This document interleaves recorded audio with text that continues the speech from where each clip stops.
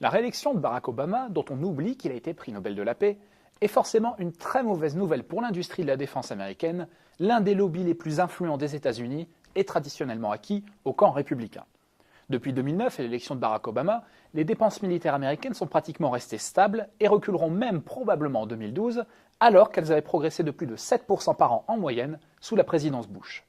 Il faut dire que les États-Unis n'ont pas déclenché de conflit sous la présidence Obama, quand son prédécesseur avait envahi l'Irak et l'Afghanistan et attisé les tensions avec la Corée du Nord. Le calcul est vite fait pour le lobby militaro-industriel, les 4 années à venir seront des années de vaches maigres.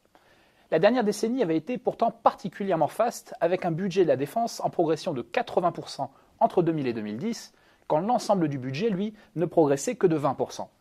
Depuis, le meilleur contrôle des dépenses publiques et la nouvelle politique étrangère américaine sont passés par là.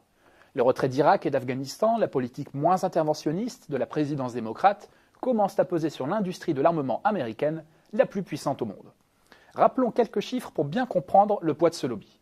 En termes de dépenses militaires, les États-Unis représentent toujours plus de 40% des dépenses mondiales, soit plus que le cumul des 10 autres nations qui les précèdent dans le classement.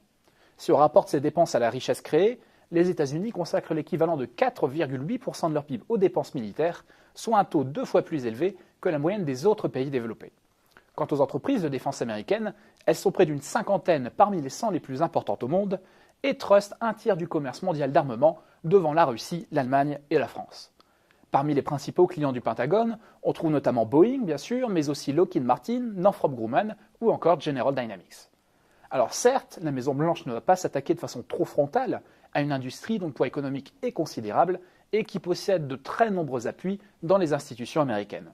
L'armement est, avec l'aérospatiale, la première source d'excédents commerciaux des États-Unis et génère des retombées très importantes en termes d'emploi, de taxes et de technologie. Mais Mitt Romney n'a pas été élu et le lobby risque de devoir attendre 4 ans avant de retrouver des gens meilleurs.